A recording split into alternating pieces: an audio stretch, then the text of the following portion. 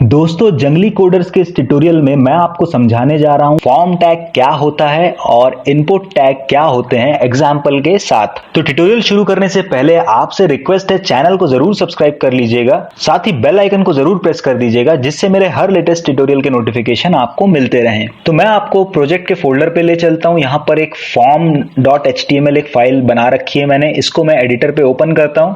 तो सबसे पहले मैं आपको समझाता हूं फॉर्म टैग का यूज क्यों करते हैं और क्या हम एक से ज्यादा फॉर्म टैग्स का यूज कर सकते हैं कि वेब पेज में, ये सब हम समझते हैं। तो दोस्तों, फॉर्म टैग और इनपुट टैग का यूज कर हम वेब पेज में फॉर्म बनाते हैं जिससे हम यूजर से डेटा कलेक्ट करने का काम करते हैं। अब मैं आपको बताता हूं कि क्या एक वेब पेज में एक से ज्यादा HTML के फॉर्म हो सकते हैं।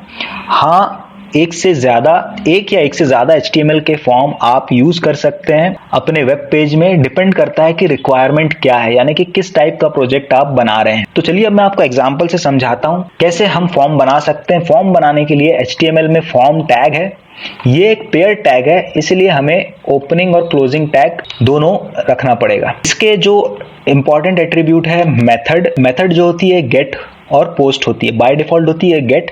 अगर आप चेंज करना चाहते हैं तो आप यहाँ पोस्ट लिख सकते हैं। अगर आप मेथड स्पेसिफाई नहीं करेंगे एट्रीब्यूट में तो डिफॉल्ट मेथड होगी गेट। मैं आपको समझाता हूँ क्यों हम मेथड यूज करते हैं, ये मैं आपको समझाता हूँ। मेथड बताता है कि आपने जो यूजर से डेटा कलेक्ट किया है वो किस फॉर्म में जाएगा सर्वर पर। गेट का यूज करते हैं तो क्वेरी स्ट्रिंग के फॉर्म में जाएगा, यानी नेम और वैल्यू पेयर्स में जाएगा। वहीं पोस्ट यूज करते हैं तो आप ज्यादा लेंथ का कंटेंट पोस्ट कर सकते हैं और सिक्योरली उसे सर्वर तक सेंड कर सकते हैं। वहीं गेट थोड़ा इनसिक्योर है और कंटेंट की लेंथ भी कम होती है। मैंने इसको आपको डिटेल में नहीं समझाया है, बहुत ही ऊपर की चीजें समझाई हैं गेट और पोस्ट के बारे में। मैं आपको भी फॉर्म और इनपुट टैग्स के बारे में समझा रहा हूं, इसलिए मैं इस पर ज्यादा टाइम नहीं देना चाहता। इसके बाद है एक और इंपॉर्टेंट एट्रीब्यूट है एक्शन।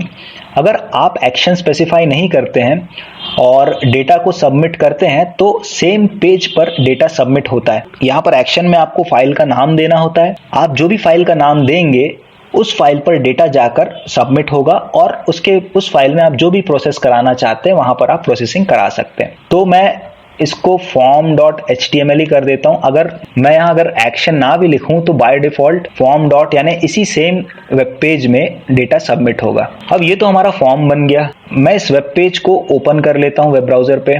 तो ये आप देख पा रहे हैं फॉर्म तो बन गया, पर इनपुट लेने के लिए हमें इनपुट एलिमेंट्स की जरूरत पड़ेगी और बिना इनपुट एलिमेंट्स के HTML में यूजर से इनपुट नहीं ले सकते, यानी डेटा कलेक्ट नहीं कर सकते। इनपुट एलिमेंट्स बहुत सारे हैं, कुछ इंपॉर्टेंट इनपुट एलिमेंट्स मैं आपको बताता हूं। यहाँ मैं आपको एक सिंपल सा फॉर्म बना के दिखाता हूं। यहाँ मैं लिख देता हूं नेम।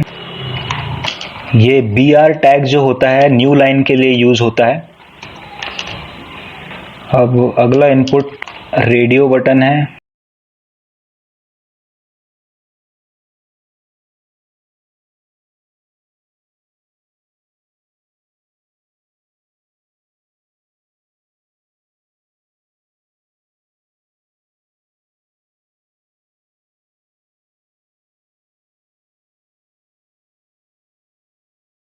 तो दोस्तों, हमने ये छोटा सा फॉर्म बना लिया है। वेब ब्राउजर पे ले चलता हूं आपको, यहाँ पेज रिफ्रेश करता हूं तो ये आप देख पा रहे हैं एक छोटा सा फॉर्म हमने बना लिया है। अब यूजर यहाँ अपना नेम, एज, जेंडर, स्पोर्ट्स जो भी है यहाँ पर सेलेक्ट करेगा और सेव की बटन पर जैसे ही क्लिक करेगा आपका डेटा जो है, जो भी लॉजिक आपने में लगाया है उससे ये डेटा सर्वर तक पहुंच जाएगा।